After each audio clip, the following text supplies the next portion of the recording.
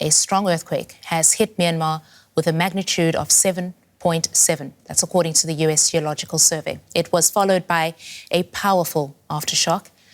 The epicenter was around 17 kilometers from the central city of Mandalay, which has a population of about 1.5 million people.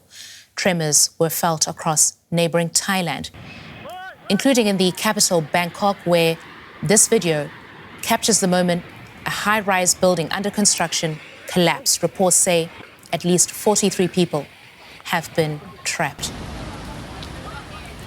Elsewhere in Bangkok, people fled to the streets. Thailand's Prime Minister has convened an emergency meeting.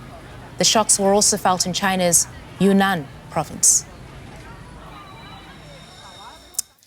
And for more, I am joined by Matt Hunt. He's a freelance journalist and photographer in Bangkok. Matt, you were outside when the earthquake hit. What did you witness?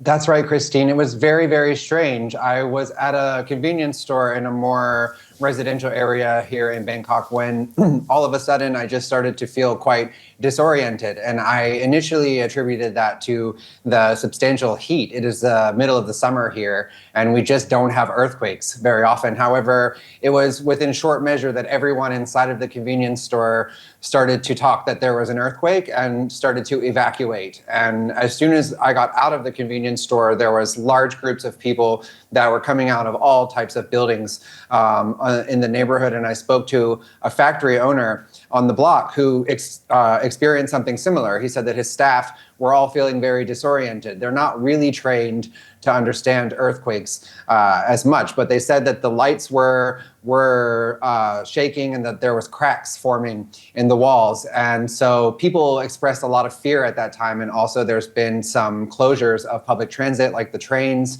And also people are currently being told to stay outside until the next top of the next hour because of the potential for aftershock. So amongst the groups of people who are out on the streets, there is already a great amount of fear because this is just something that's not normal here in Bangkok. Yeah, and I mean, we're also, as you're speaking, we're looking at the images of especially that building that was under construction coming down and how things are shaking. Matt, do you know anything about people who have been affected? And I found it interesting, this feeling that you had of being disoriented. Is it because things were shaking around you and you couldn't quite understand that the earth is shaking and that you're not disoriented? That's exactly it. I felt disoriented as if maybe I was passing out because, like I said, it is so hot. It is the middle of the summer here.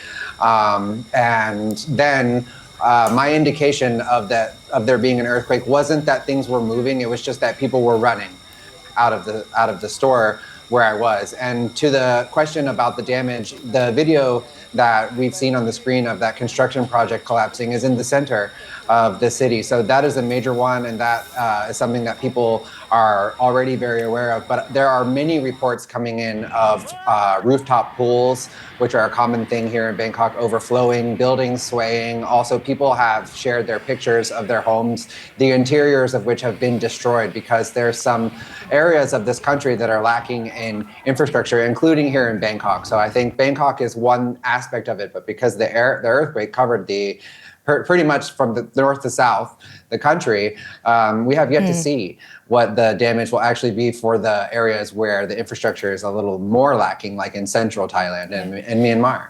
And Matt, what have you heard about the situation in Myanmar where the epicenter apparently was? The thing about the Myanmar aspect of this is that they have also been under siege by the military junta for the last 4 years. So any information that comes out of Myanmar will be a little bit slower than what we can get here. At the time, currently, I don't know specific details of the actual impact. However, I do know that journalists and human rights groups are already expressing concern for information related to what's happening in Myanmar because the infrastructure has been something that is definitely neglected by the junta government for the last 4 years, and the country is already in dire need in the throes of a civil war. So I think that we will learn more in the coming hours, but for now I cannot confirm what it looks like in Myanmar. All right, Matt, we appreciate you coming on for us. That's Matt Hunt, the journalist there in Bangkok. Stay safe, Matt. Thank you. Thank you.